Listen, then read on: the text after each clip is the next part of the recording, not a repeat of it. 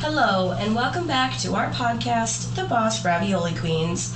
We are Boss Lady Amy, Nicole Ravioli, and Jasmine the Queen. And we are healthcare workers who decided we are going to spill all the ravioli on the ins and outs of working in healthcare. This isn't your usual podcast. If you came here for health and beauty tips, you're gonna be disappointed because we are gonna get messy. Every other week, we will feature a different topic that dives into the not-so-talked-about, taboo, and just plain underbelly of healthcare. We will talk about what it's like being a caregiver outside of work and all the struggles that come with it. Just trying to be normal, everyday people.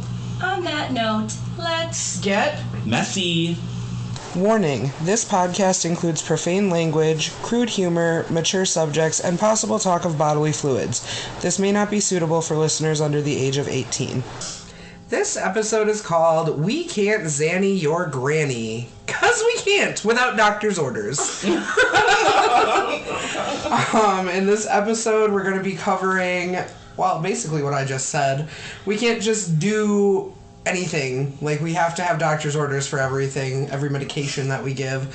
So we can't just be like, hey, I want to snow your grandma today. Like, make it so she just lays in her chair all day. Stop it. Stop it. I told you I can't hold it together. Jasmine is being extra. The queen right now. Extra. Also, I want to point out, for those of you who don't know, xanny means Xanax. If someone doesn't know that, they gotta live under a rock. Well, this podcast is all-inclusive, even those who live under rocks. No offense. Excuse me. Anyways, so we're also gonna touch base on, like... Sounds really cheap. Maybe I could live under a rock. Can you fuck off right now? Like, I literally was mid-sentence, bro. I'm sorry, but it sounds real cheap, and with the way the world's going right now, it sounds like a good option. Patrick Star. Call me Patrick Star. Okay, sorry, continue. Living under a rock. We're gonna touch base more so on mental institutions, what they can and cannot do. I know we kind of sort of touched base on that already, but we're gonna go real in depth with this one. Yeah. So basically, for any med that you give, you have to have a doctor's order. And especially if it's a PRN, which stands for as needed medication. Per resident needs. Sure. As needed medication. Mm-hmm. You have to have a doctor's order for that as well, and you have to make sure that you give it to them for the reason that is listed, as we have also already talked about, I believe.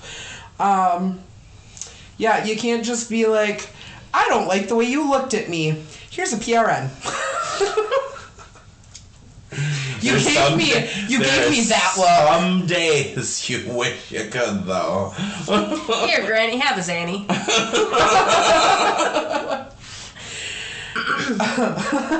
I can't. I lost my train of thought. Can one of you go until I get it back, please? Choo choo. Train left the station. Indeed, it did.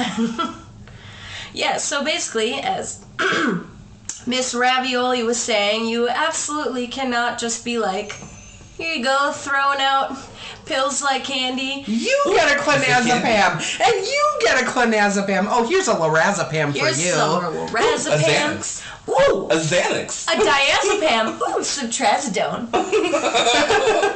Ooh, lorazepam. So basically, those are all real fun medications, mainly for psychiatric problems. Trazodone's a sleeping med, though, but it's a really strong one. Ooh, morphine. Oh, morphine. Oh, morphine. So morphine is a very, very, very strong pain medication that is typically given when you're on hospice. It usually isn't given otherwise unless you're recovering from a surgery or something, but... Or if you have chronic pain, nerve pain. Or if it's absolutely needed, but... But yeah, for the most part, doctors try and avoid giving morphine prescriptions because they're highly addictive, and also they alter your mental state quite a bit. Quite a bit. Another thing that we can't just give out for fun. Can you imagine? No. I can't either, but like, oh man. So one of the things that we wanted to talk about was the fact that way back in the day, mental institutions, you could do all that stuff, just hand out whatever you wanted. And that is absolutely not how things work anymore. We have very strict guidelines, and the residents are absolutely protected, and yeah. Also, since we got on the subject of mental institutions and like myths, lobotomies and electroshock therapy don't just happen willy-nilly anymore. You can't just drill a hole in somebody's brain because you've exhausted all other options. Can't do it. Electroshock therapy is still around, but you have to consent to it. Well, and it's not like they're just like hooking you up to a bunch of machines and then you get a shock through your whole body and you're wiggling around. Like, it doesn't work like that anymore. Nope. They pinpoint certain parts of your brain that they try to like stimulate through electricity. Mostly if you have severe depression, anxiety, bipolar, I believe are the three main ones that they use to treat. I think so. I'm not really sure. But that's also like one of those situations where you kind of have to exhaust all other options before your insurance will even cover it. Oh yeah, that's not something you can sure. just do. That's Yeah, like it's a lot way of down the trial and line. error before they would even get to that point. Mm-hmm. And it's not something that they do like in-house anymore, obviously. You have to like go to A specialist. a specialist and do it, and then you get to leave the same day. It's not like, I assume probably a neurology specialist. yeah. For those of you that don't know what neurology is, it's brain study. Someone who knows your brain better than you do. Mm-hmm. Open your eyes. You're not sleeping right now. Oh, I'm not sleeping, I'm just slow blinking. slow blinking. Oh. The queen is a sass master. So, we also wanted to... Oh, man. My brain is just not right now, you guys. I'm so sorry. We also wanted to go over the types of PRNs, I think. Types of PRNs. Like psychotropics and, like, just your regular old whatevers. Well, I mean, obviously there's like pain meds like Tylenol or... Yeah, honestly, there's PRNs for anything, so... Right? even like a stomach ache or whatever. Yeah. But like the difference between a psychotropic and like Tylenol. Because obviously Tylenol is not a psychotropic. Well, Tylenol is just a basic pain med. Mm-hmm. But that does bring me to another important point. Even though it's over the counter, Still gotta have a doctor's we order. need an order for everything. The only time a resident can have an over-the-counter medication is if they are either their own guardian or their guardian is okay with them keeping medications in their room, and they have to be able to administer it themselves. If staff have to do it, then they can't have it. And actually, I was told fairly recently, like within the last year or so, that we're not even supposed to have that in their room. They need to come and ask us for it because we have to have all medications locked up. Oh. Yeah, everything's got to be locked up. Yeah, so like they can come and ask for it and we just hand them the bottle and they self-administer, but they can't just like leave it laying around in their room basically. That's interesting. I haven't heard that one. I think sometimes it can be if it's like stipulated in like their care plan, but Right. most of the time it's just locked up. Yeah. And sometimes they'll even have like a little med lockbox in their room and they have the key for it. Yep. But usually it's like they have to sign something for it. So Right. it's Like a like if waiver. they're able to self-administer and stuff, it has to be like some sort of, it has to be approved and it has to be like signed that they are able to do that. It all comes back to liability of the company because, like, if you don't have the waiver signed and they OD on it or something, Right, like, yeah. Yep. So anyway, back to talking about psychotropic meds. So there are only certain medications that are actually considered psychotropic meds. Typically, most psychotropic meds are used to treat behaviors. There are a couple ones out there that are used to treat like physical things as well as behaviors, like Vyvanse, for example. Mm-hmm. Vyvanse is typically used for bipolar, but also ADHD as well. Yep, and then it's also been used as weight loss and also a heart pill. Heart? Mm-hmm. Like, to speed it up? Because that doesn't make sense to me. Like, if you're Brady, like, okay. Oh, boy. I just said Brady. So, if you're bradycardic, that means you have a slow heartbeat. If you're tachycardic, that means you have a fast heartbeat. Yeah, that. I've never heard that, though. Like, I've never heard of Vyvanse being used for your heart. That's kind of crazy to me. Mm-hmm. Well, I hope you learn something new every day. Literally. Literally the definition of healthcare. It never changes. Nope. It Nope. just keeps going. And You mean it always changes? I meant it always changes. The only thing that never changes is that it's always changing. Right, that's what I was trying to say, and it did not come out the way I wanted it to. And English today. So another one that's interesting to me is Divalproex. That's typically a seizure med, but it can be used for like mood behaviors. Jesus. Mood behaviors. I like to call it Diva Prolix because I'm a diva. Mood disorders. Also, another seizure med that can be used for mood disorders is lamotrigine. Mm-hmm. And don't come for us if we're fucking up these names, because we probably are. I know I said lamotrigine, right? I've heard of haloperidol being used to treat seizures, but it's typically a behavior med. And then what's really interesting is that sometimes they're only counted as controlled substances if they're being used for behaviors, but if they're being used for something else, it's not a controlled substance. Which literally makes no sense. It's weird. I think it comes down to, like, the way it's, like, constructed, too. I guess, but it still just doesn't make sense, because if it's a Schedule 1, it's a Schedule 1. If it's a Schedule 2, it's a Schedule 2. Right. So controlled substances, yeah, there's different classifications of medications. That's a mouthful. Classifications of medications. You said it without falter, though. I I'm so proud of you. Thank you. You know what else is a mouthful? You know what I'm talking about.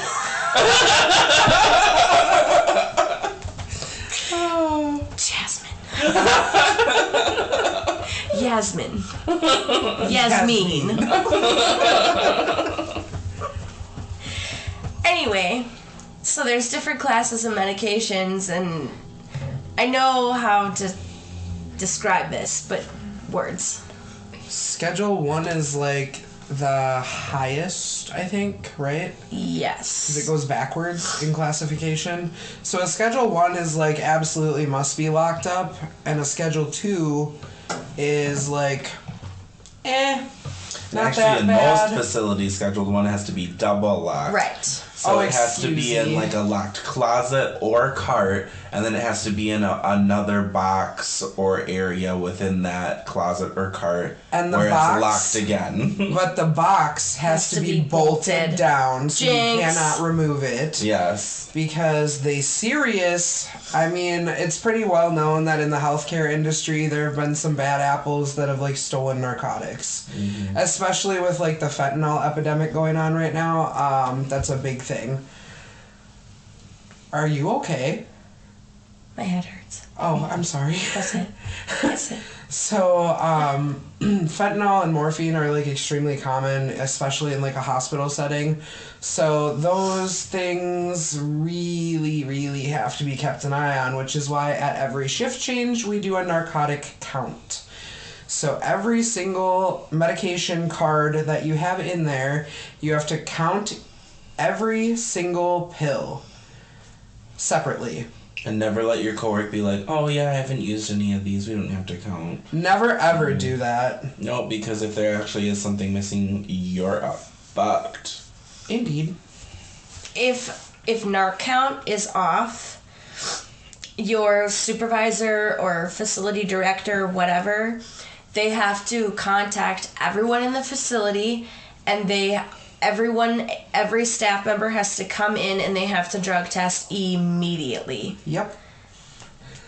So, I mean, if you're gonna steal narcotics, just don't.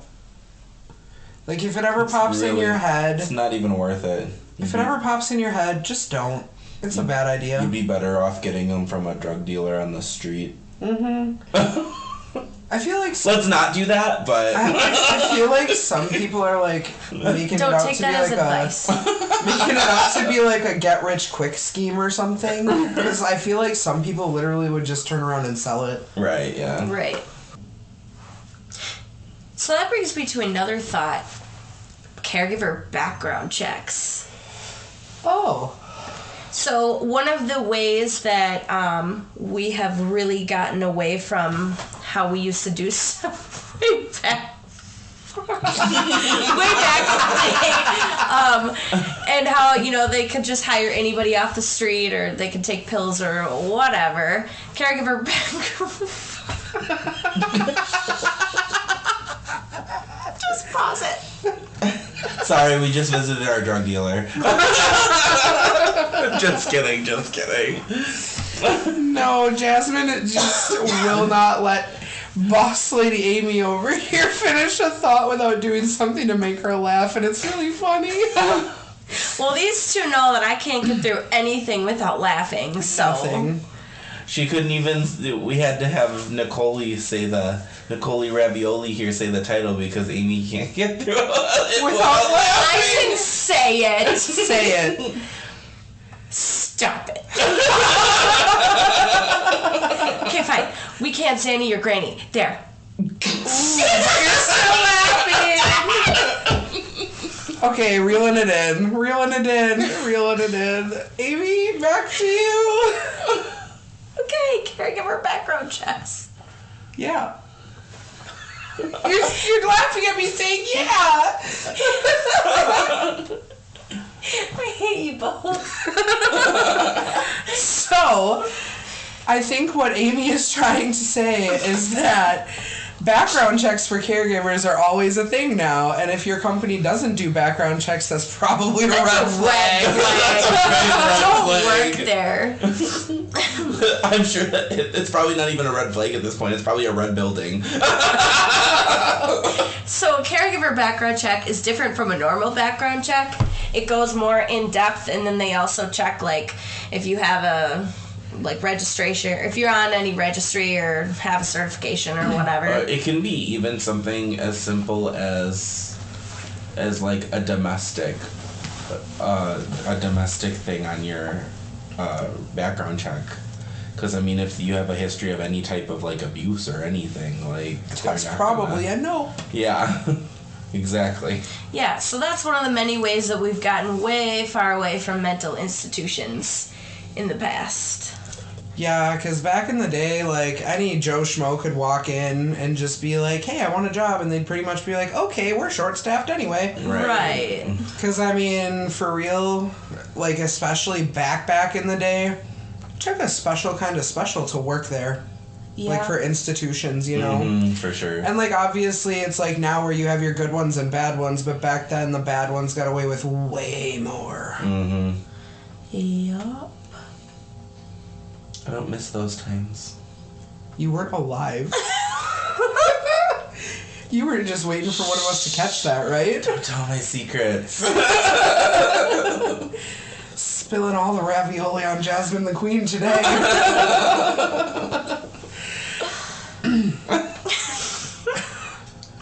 So, we really talked about a lot, but a lot of not what we were supposed to talk about.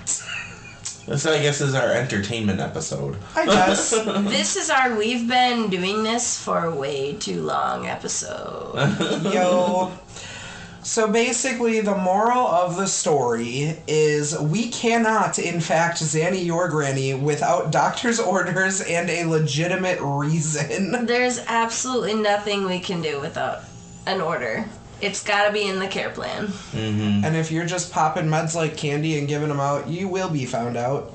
It is definitely not like what you see on TV where people are just like sitting around drooling and... Yeah, no, if you walk into a home and that's happening and it's not like... Something's wrong then. I was gonna say, and it's not a home with all cares residents or something, like, oof. Everyone should be up, walking around, happy, healthy.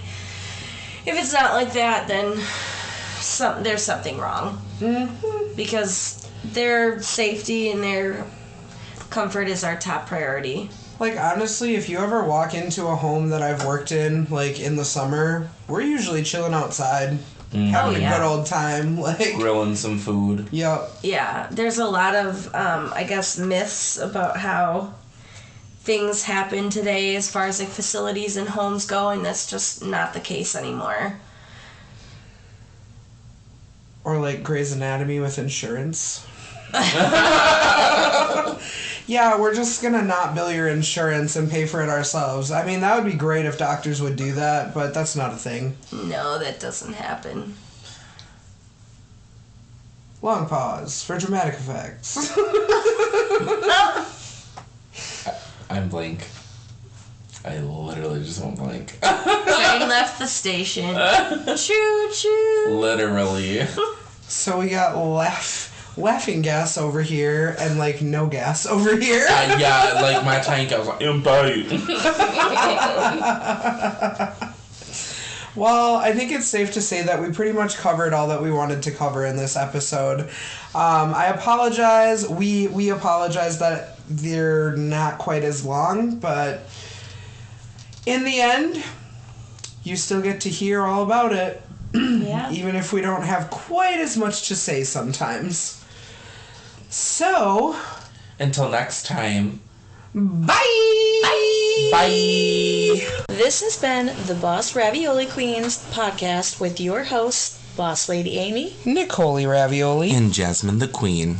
Thank you so much for spilling your ravioli with us. Don't worry, we'll serve you more next time. Until next time, go wash your ass!